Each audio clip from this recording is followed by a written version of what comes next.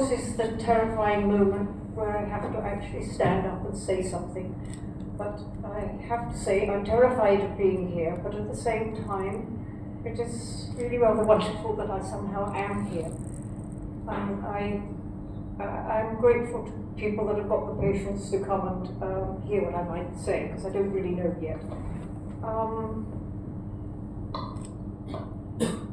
I know, because I was, when I first came to Kerala, people said you can't use, you can't take it from a paper, you know, mustn't write it or anything, you have to be able to speak openly. And normally I therefore taught myself to do it like that. But when it becomes something quite complex, if you don't mind, I've written it all down. So, here we go. As none of my work has been done under the auspices of an established institution, I feel I should explain something of my background. Although I grew up on a large farm, my parents had decided that when my schooling was over, they would send me to London in order to learn typing and become a secretary. Unfortunately, this was the one thing I absolutely knew I did not want to be. However, somewhat subversively, I eventually managed to join a small film company where I could be trained as a film editor, a career I then pursued. However, in many ways, my real journey began long before I was born, when, very precisely, at 4:45 a.m.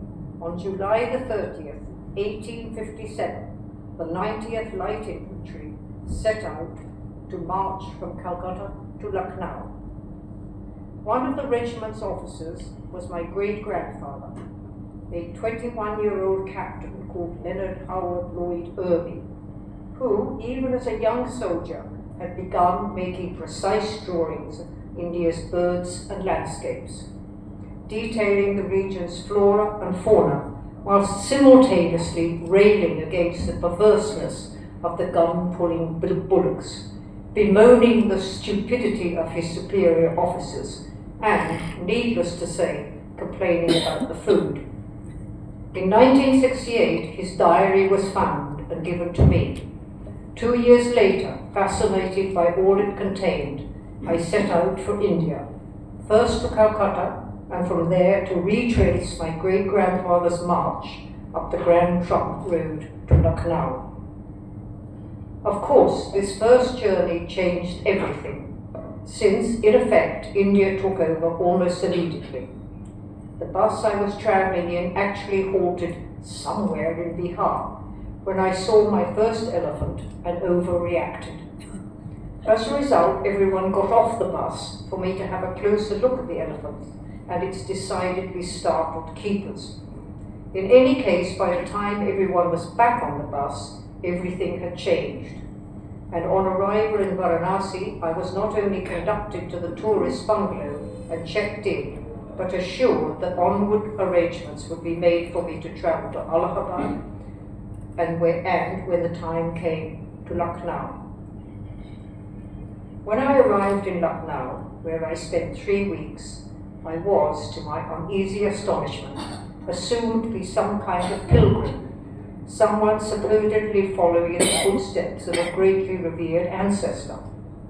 The manager of the tourist bungalow dispatched a relative to show me the local landmarks, to explain their importance and purpose, and invite me to his family home. Yet it was ultimately a strange, unreal, and even disturbing time due to the fact that when the diary was found, so too was a bundle of small photographs. While they were all of men, many of them in uniform, several had a name and a regiment number written on the back. The stark ruins of Lucknow's residency and the numerous graves of young men would undoubtedly have made most visitors pause for thought. In my case, however, the connection was such that I could match a man's face with the grave he lay in. In short, I knew what too many of these young men looked like. I had their photographs. However, By late September, I was back in England, convinced that I had to return to India and that my purpose of visit would be to follow up on a vague report I had seen about elephants being used in Kerala's temple festivals. The bait was irresistible. I took it and set out for Kerala. I had an auspicious start. A family I had been given an introduction to took me to Guruvayur, where the first photograph I took in Kerala was of the legendary Guruvayur Keshavan. Later, when I started living in Kerala, someone asked how I came to understand their culture. His actual question being, "You have found us out. How was that possible?" My belief is that the answer lies in a certain aspect of my childhood, one ironically due to my parents, who, like many of their generation, subscribed to the belief that children should be seen but not heard. In any case, we had no close neighbours, and certainly none with children. As a result, it meant that I lived in a world where almost the only people I knew were those who not only walked everywhere, but worked on the land, their lives shaped by the austerities of the Second World War. However, it was by following them around the fields and listening to their stories that I began to listen and see things differently. All of them were countrymen and women of few words, many of whom had never travelled or even seen the sea a mere 20 miles away. Yet I benefited from their country knowledge, the sense of continuity, and that the passage of time passed without clocks. In this way, I heard numerous stories and anecdotes that quickly buried themselves inside me, quietly making me conscious of not only another world, but of its powerful forces and beings, ghosts and witches, long-dead kings, and most especially the spectre of Black Shark, the region's famous dog of ill omen. As a result, I was not overly surprised when, soon after I reached Kerala, I was given some serious advice. Namely, what I should do if I found myself being chased by yakshis, the spirits of murdered women who haunt crossroads, waiting to kill and drink the blood of lonely travellers. In the old days, people were advised to run onto the land or property owned by the royal families. Yet since times had changed, the advice had been updated, and I was therefore urged to head for Indian government property, such as a hospital, a school, or even a railway station. One of the advantages of not knowing where you want to go is that you get taken to places you would not otherwise have known even existed. In this way, my earliest forays into Kerala often meant long treks, almost always at night, to rituals and ceremonies which, despite seeming to be part of another universe, spoke to me, being distant echoes of what rural England had once possessed, although, of course, in a very different form. One of the ironies of my life is that I tend to be associated with Guruvayur and Bayam. While there are good reasons for this, my first association with a specific place came when I was taken to a small shrine set some distance away from the road, surrounded by paddy fields and framed by the Western Ghats. To reach the small temple meant that, like all devotees, I had to take the well-trodden path to the outside of the shrine, where an old man with long white hair and piercing eyes was invariably seated under an ancient tree. Although he completely ignored me, his presence was extraordinary. I was informed that he was a Vajrapad, a man holding the hereditary right to his calling, and the one who represents and proxies for the deity, while moving between the enshrined Bhagavati and her devotees. In this shrine, colloquially known as Uttaralikau, she is a goddess to such ferocious power that while her sanctum is enclosed, it is open to the elements, in order that the drenching rains and the burning sand will keep a rage suppressed.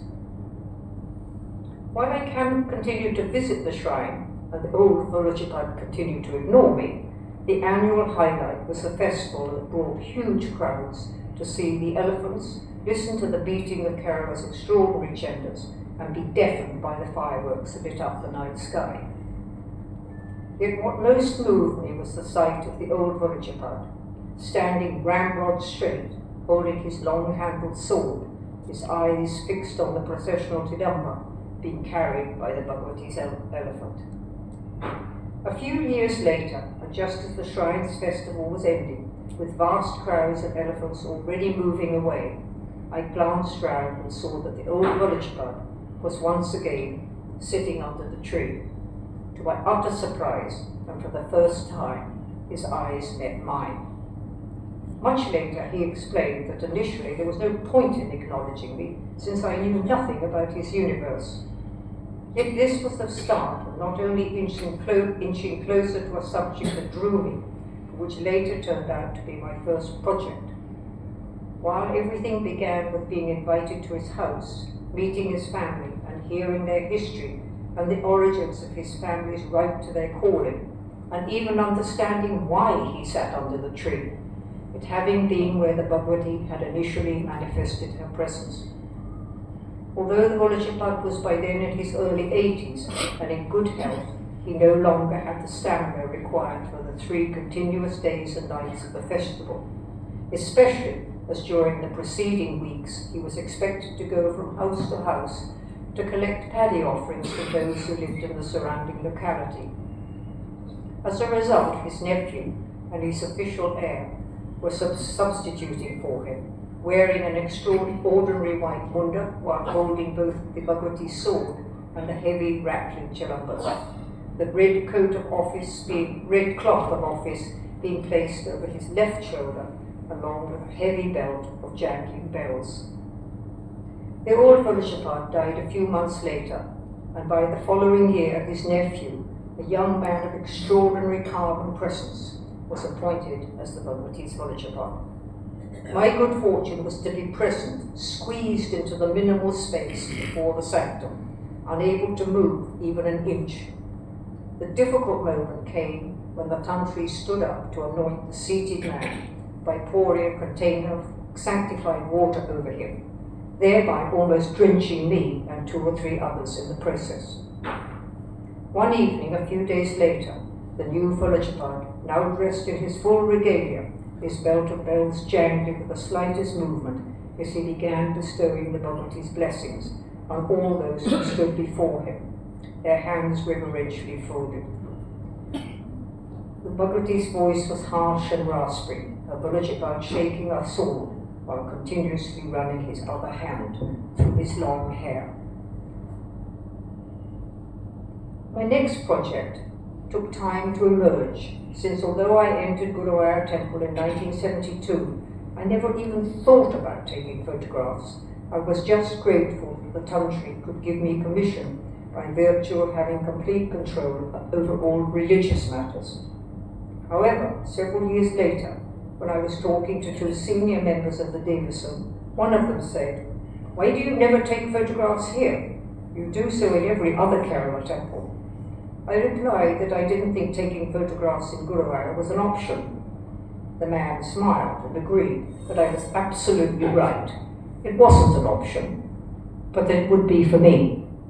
However, I then rather unwisely said I would think about it, and I was immediately asked who I thought I was, since it was considered the required permission had come from Lord Krishna himself. The combination of permission being granted and the subject being perfect produced a seesaw of conflicting emotions. I had in fact been wondering how I could find a subject whose boundaries were clear and that didn't involve travel. But Guruvayur, how was it even remotely possible? However, even as I sensed that this was exactly what I was looking for, I was well aware that I had absolutely no idea about any aspect of any temple, let alone Guruvayur. Yet somehow, even as I was sorting out the pros and cons, and that the cons were winning, I came up with yet another decision. Perhaps I could somehow sneak up on the subject, getting as much information as possible before taking any photographs. While in principle the idea worked, the day came when I realized that if I didn't start using the camera, I never would. I therefore made another deal with myself. I would go 3 times around the temple and see what happened. Ironically, it was on the first round that a seated man looked up at me, smiled, and asked if he could help. Although in essence I hadn't sorted anything out, this small incident somehow seemed like a good omen. The irony about Guruvayur is that despite the processions, chendas and elephants, it has none of the architectural splendours seen in the vast majority of Kerala's temples. Yet somehow I never noticed Guruvayur's lack of architectural aesthetics, the result of a devastating fire in 1970, since its true and deeper quality was the radiating benevolence of its enshrined deity. In any case, I eventually settled down to taking photographs, my presence officially acknowledged with a Guruvayur Devasan identity card stating that I was a permitted photographer.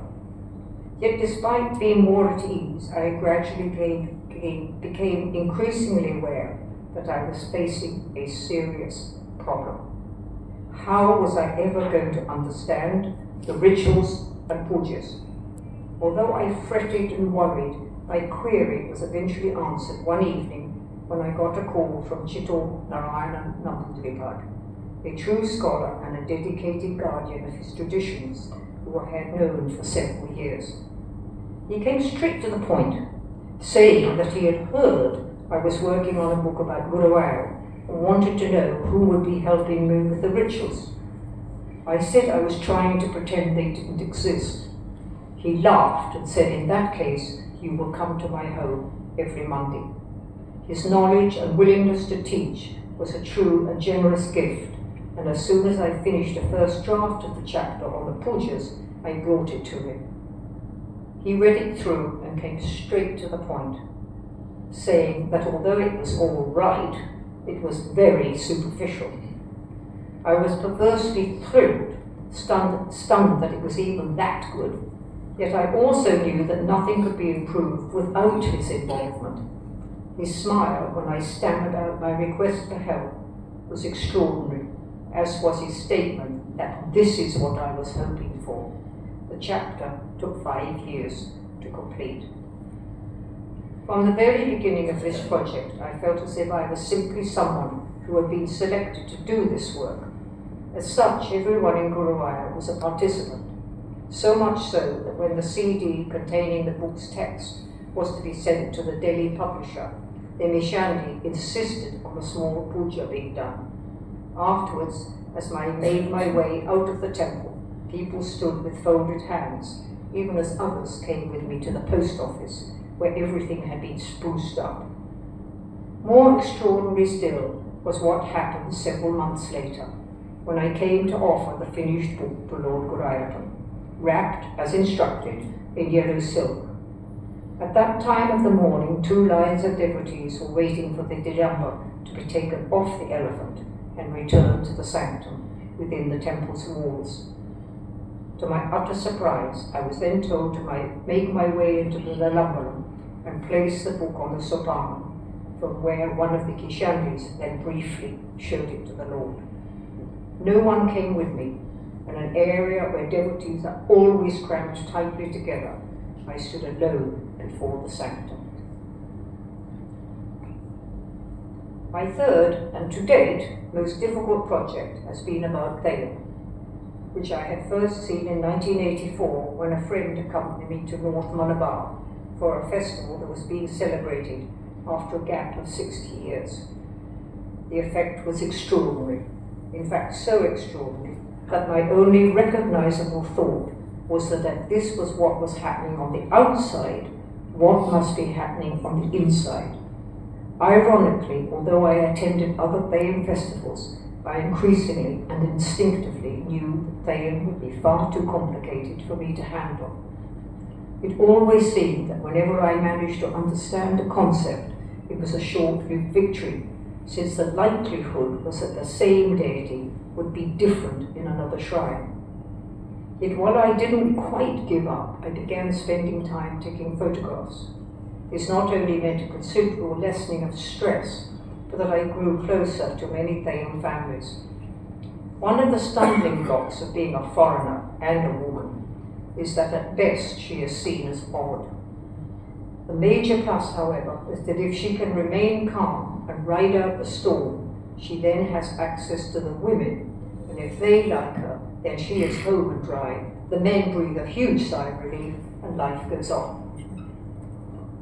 What took time to grasp was that other people, namely many of those who were closely affiliated with Thayum's inner world, were also making decisions and judgments. Prior to one important Thayum festival, I was told to bring a folder of my photographs. Since by then I was nervous and all too conscious that I would be judged, I handed the photographs over with reluctance, convinced I would be found out. However, 2 days later, a man came and returned the folder, saying, "You know the moment." It was around this time that a man respectfully known as Gurunathan, and regarded as being a walking encyclopedia of all aspects of Thayum, told me that when he had first seen me, some 20 years earlier, he had known I would eventually commit myself to Thayum. However, the immediate problem, my total lack of knowledge, made that seem unlikely. Yet when news came that I'd been working on a book about Guruvayur Temple, the general belief was that once that project was finished, I would be ready. And it was at this point, somewhat subtly, things began changing. Compared with Guruvayur, Thayum was much tougher, since despite the presence of numerous shrines, many honouring the same deity, their ritual routines were invariably different in different localities. Timings were inconvenient. Many Thayum start being dressed and prepared for their preliminary rituals in the evening. In turn, this means that the full form of the deity, the actual Thayum, is often prepared at night, and that sleep is therefore rarely available, and that there is always a layer of tension, and that exhaustion has to be just ignored. However, whenever I went up to Malabar to see the Thayum families, I was very clear that I had absolutely no intention of continuing Thayum, since I had easily accepted that its intricacies were way beyond me, and that despite being drawn to the subject, I had to accept my limitations.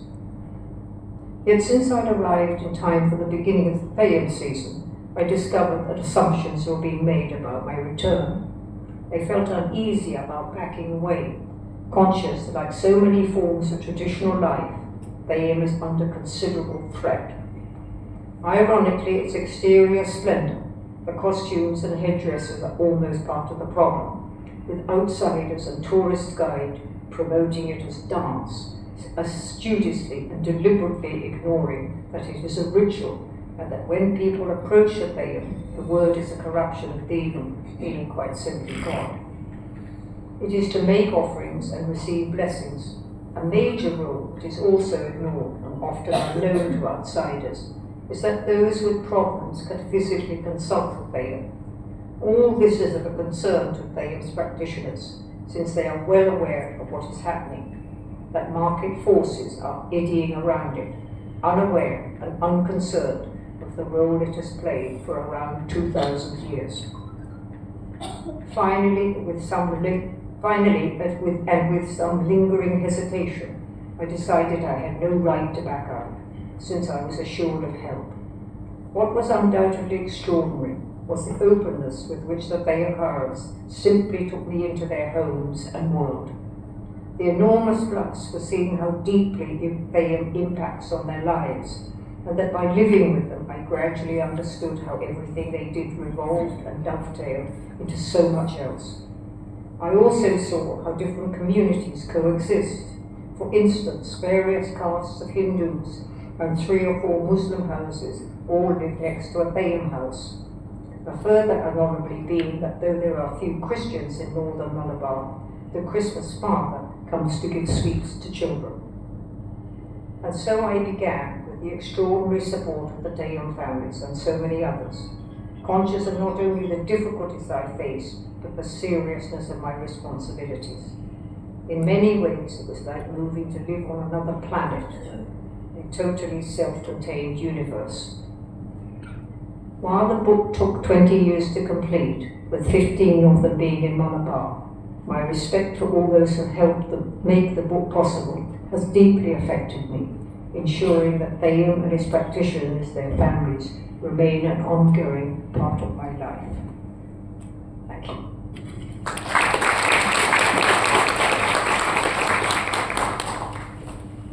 Thank you, ma'am. That felt like painting of a picture in front of our eyes, then a mere talk. So, if you can kindly stay on for a moment, we have some interaction. So, I request the members to ask their questions. Mom, sorry. Who's asking? Thank you for giving us a very beautiful photo of legendary elephant Guruvayur Kesava. You know that same photograph is enlarged and put in Guruvayur temple? Yes, it was that Guruvayur photo was the first photograph I took in Kerala. Also, when I was doing the Guruvayur book, the only thing that anybody ever wanted from me was the copy of the photograph. Thank you. Which was...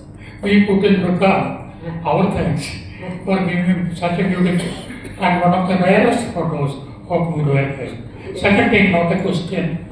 The other side of Bharatapura, this side, yes. Theyyam is not popular. No. It's actually, it doesn't come much south of, not even to Kozhikode. I am told that just because of one of the reasons, Theyyam has become very popular in this side of this, not in southern side. No, not at all. Only in up to the deep north and Wayanad, of course. Thank you very much. Thank you.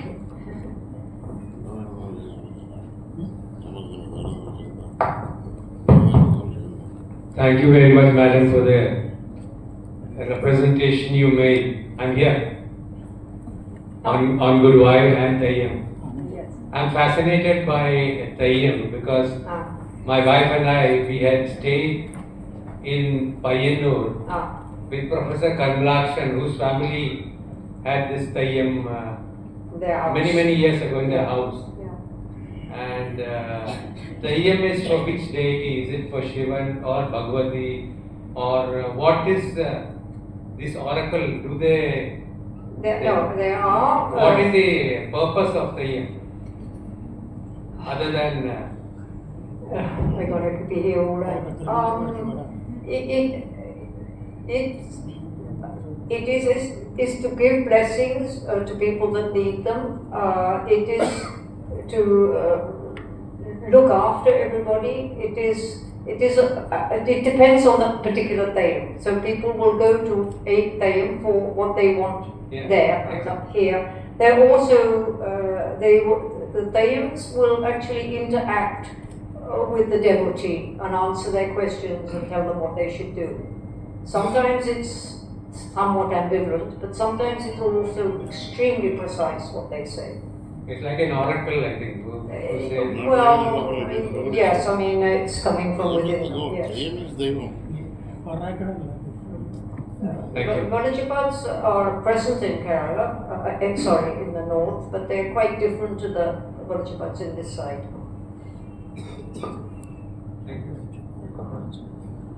First of all, kudos to you, ma'am, for making our country so proud and exhibiting our culture to the entire world at large. And kudos to you first. Thank you very much. And it just reminds me of Dr. Annie Besant, our sister Nivedita. Maybe for Kerala, you will be one of the key stalwarts where the destiny has brought you here, and for us, I think she needs the standing ovation on behalf of, because having lived in Canton, North Kerala for almost 10 years, I had a friend of mine from France, Mr. Dennis, who was doing the research. I know how difficult it is, how intricate and how subtle all these rituals and these programs are. Even that making that pace and he goes and does it very well. So I could really live those moments when you were speaking. Thank you very much for that. And other things, Guruvayur everyone knows about this, but this is really amazing, and I'm really thankful to you from the bottom of my heart. Thank you very much. Don't forget, I was very blessed to get that kind of access, really. And Yeah. Madam, in this part of the Kerala, Vichapad is doing the same thing as what Tayyam is doing on the northern side. Am I right?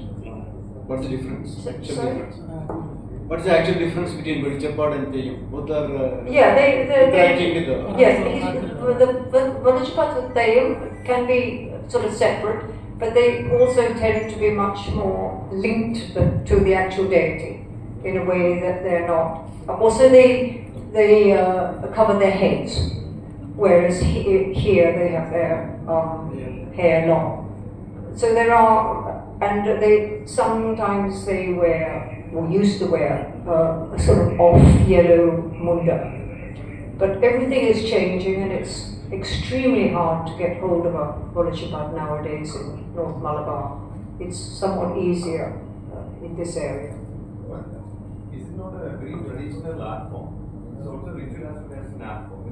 Alright, now this is, I am extremely blessed, I suppose, by knowing somebody called Lakshmana Garavana. Lakshman is one of the senior most Tayyam practitioners. And if you want to wind him up, you talk about Tayyam as an art form. Because it is not. It is an act of worship. It is no different from like going into a temple, except that the concepts are more or less the same. Visually, of course, it's different. But with Tayyam, the one thing is you can actually give the deity what your problems and can he help you or can she help you. But it's absolutely, technically anyway, not an art form or a dance or anything like that. Ma'am, here. Yes. Coming back to Guru Keswan and taking the photograph of Guru Keswan, Yes. I read somewhere that you have been transfixed and mesmerized by the divinity flowing out of the eyes of the great legendary animal. I have read somewhere. So I would like to hear it from you. Sounds a bit fanciful, frankly. I saw Guru Keswan just once. When I was taken to see him, this must have been in 72, I suppose, and he was in Must. So they were very, not to go anywhere near them, hear him. Although actually, because I had grown up in a rural environment, as children, if we were told to watch out for a particular animal or stay away, we got very punished if we got anywhere near. So if somebody says to me, don't go near Guru Keswan, I don't go near Guru Keswan. But in fact, what happened in that case is, luckily, I realized I needed to change the film. And as I bent down, he threw an entire banana and just sailed right past me. I mean, I think he was just in that kind of mood. I don't think it was, anyway, yeah. And there's also a very sweet story about him. There was a man, Makuni, I don't know anybody. Now he was a man whose entire life was spent gathering the particular leaves that elephants can, it's enough for those particular leaves to keep them going. So he knew every one of these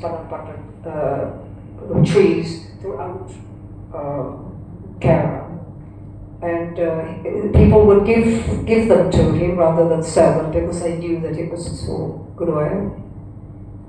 And he was a man with a very sweet face, and I framed a photograph of Guru Keswan and took it to the house where I knew he would be, and I showed it to him, and he sat there with his hand going all the way around the outside of Guru Keswan's form, if you like. And then he handed it back to me. I said, no, this is for you. And he started crying. He said, this is the most precious thing I have. He was a really wonderful man. And when Keshavan was dying, he said, I made him comfortable when he was dying. He was my brother.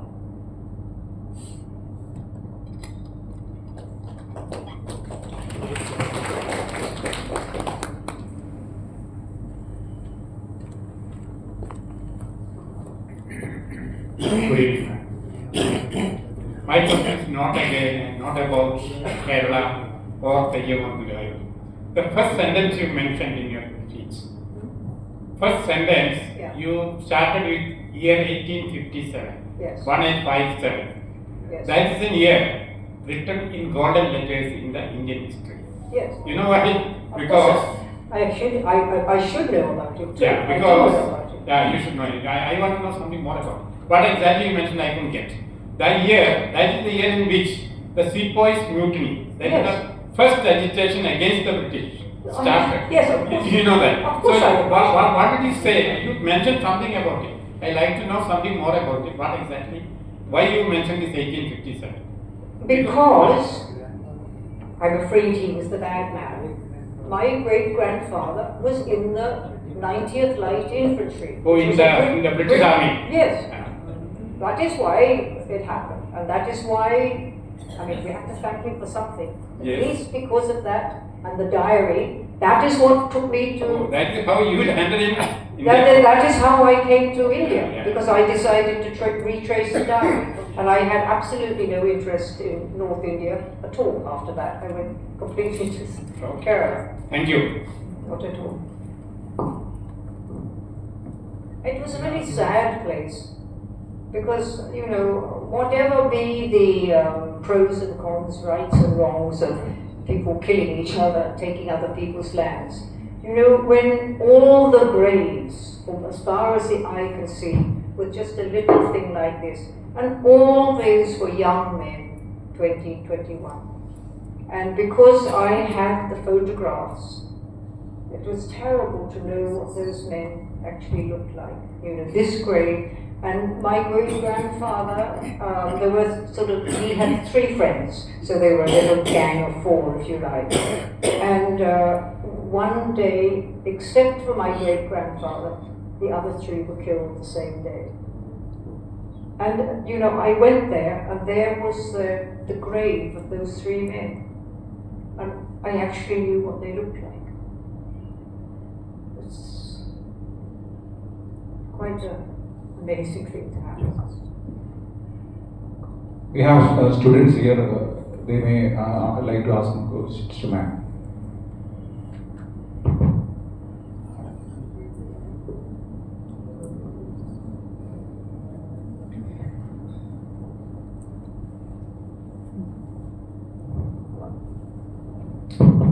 Yes. Nice to see you, ma'am. Thank you. Apart from these rituals or cultures and whatever, what made you stay back in Kerala? Like apart from the temple or culture and this Theyyam and the Guru Arkeshwaran, what hold you back in Kerala? Well, what you've already mentioned is enough to make me want to stay back.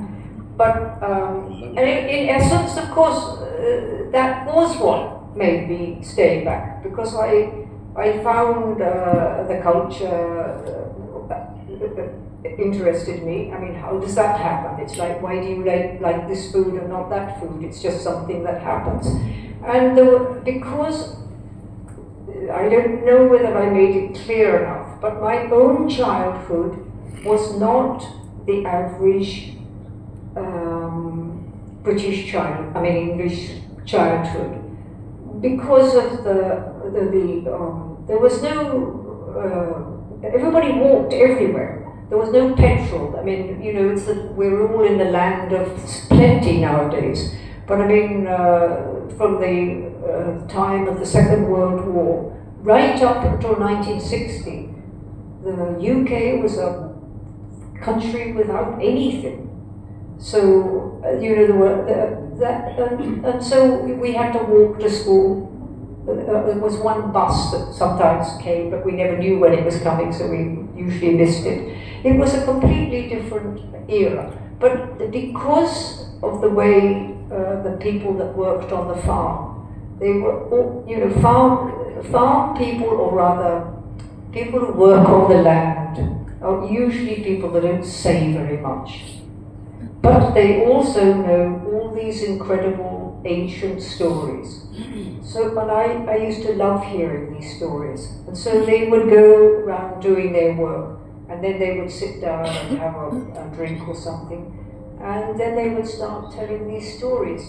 And you know, in that kind of environment, and all those many years ago, there were many similarities. You see, India is very rich in, what shall we say, folklore and dance and all those kind of things. But every single country has had some interaction with ghosts and things like that. And now, actually one of the men on the farm said to me something really amazing.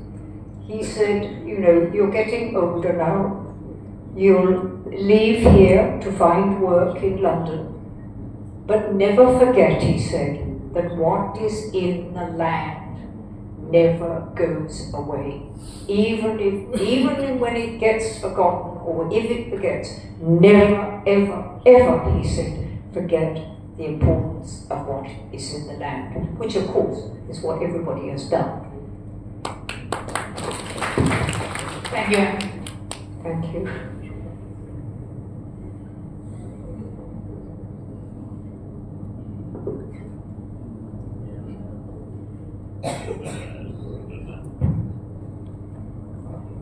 Thank you, ma'am. Thank you once again for your inspiring words and the love that you have shown to our country and tradition. I think she deserves a big round of applause. Ladies and gentlemen.